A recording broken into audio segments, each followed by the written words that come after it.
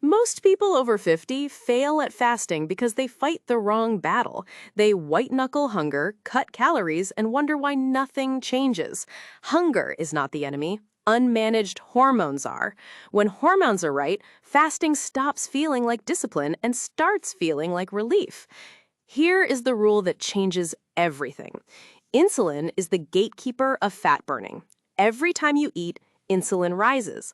While insulin is present, fat cells are locked. Your body cannot access stored fat. After 50, insulin sensitivity declines, so insulin stays higher for longer. The result is more hours in storage mode and fewer hours burning fat. Not because you failed, because biology shifted. This is why the 18-6 schedule works. Eating within 6 hours and fasting for 18 gives insulin time to fall low enough for fat cells to open. It is not about eating less, it is about timing.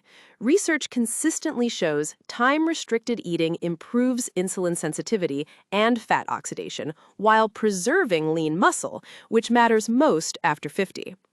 Now the moment most people quit. Morning hunger. Around 8 in the morning, you feel a wave of hunger, maybe lightheadedness. That is not starvation. It's the cortisol awakening response. Cortisol rises every morning to mobilize fat and make you alert.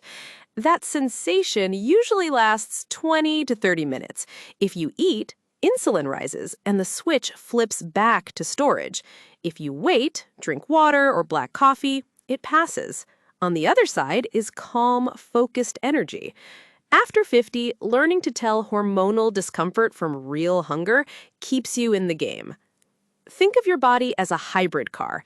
It runs on glucose or on fat and ketones. Most people have spent decades on glucose. During the first 12 to 14 hours of a fast, you burn stored glucose called glycogen.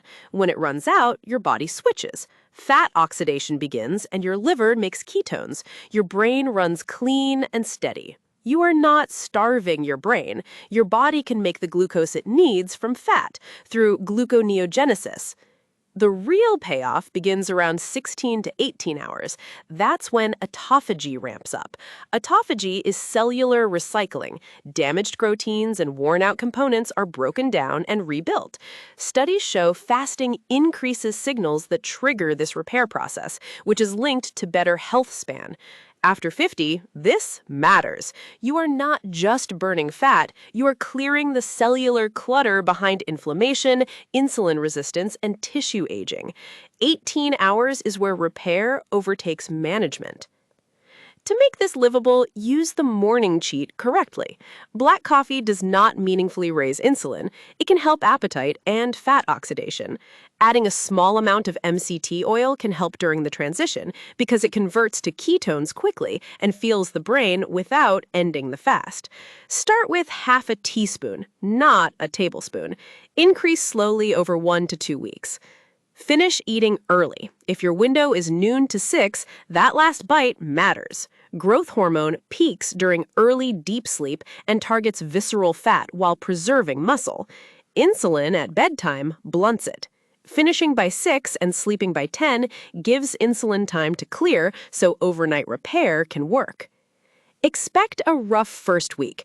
Headaches, fatigue, dizziness usually mean electrolyte loss, not failure. Add salt to water, take magnesium in the evening, and ensure vegetables during meals. After 50, this support keeps you past week 2. Do not watch the scale. Watch your waist, your energy, your hunger. Clothes loosen, brain fog lifts, appetite quiets, sleep deepens. Those are the signals of a metabolism healing.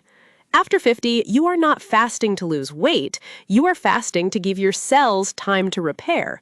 Weight follows. Right now, whether you feel it or not, your body is quietly dismantling your muscle. About 1 to 2% every single year. That sounds small until you realize that by the time most people notice trouble carrying groceries or standing up from the floor, they've already lost a quarter of the muscle they had in their 40s, and almost no one warned them. This has a name, sarcopenia. It simply means age-related muscle loss, and this is not a cosmetic issue, it's a metabolic problem.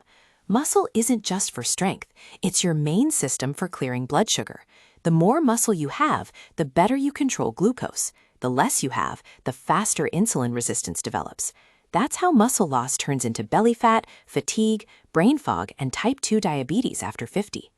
So why does this accelerate now? 3 things hit at once. First, hormones. Testosterone and estrogen drop, and both tell your body to keep muscle. When that signal fades, muscle becomes expendable. Second, anabolic resistance. After 50, your muscles stop responding to protein the way they used to. You can eat protein and still fail to rebuild muscle unless the signal is strong enough. Third, chronic inflammation. Poor sleep, stress, and processed food quietly increase muscle breakdown. The good news is this is fixable, but the rules are different now. First, protein has to hit a threshold. Most people over 50 need about 40 grams per meal to trigger muscle building, not spread thin, 2 to 3 solid protein meals per day. Second, resistance training, 3 sessions a week, 30 to 45 minutes. Squats, rows, presses.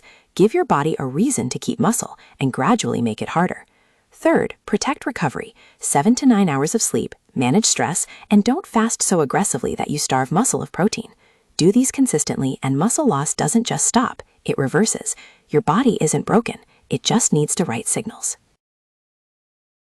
If you're judging your progress solely by the number on the scale, you might be tempted to quit right when the biological process is actually beginning to work. There are specific indicators that you're finally burning deep visceral fat, even if your weight remains exactly the same. The most critical concept is this: you don't lose weight to get healthy. You must get healthy first in order to lose weight. Obesity is often a symptom of underlying metabolic damage, like insulin resistance. When you focus only on weight, you overlook the vital repair work your body is performing. The scale is a poor tool because it only measures your relationship with gravity, not your cellular repair.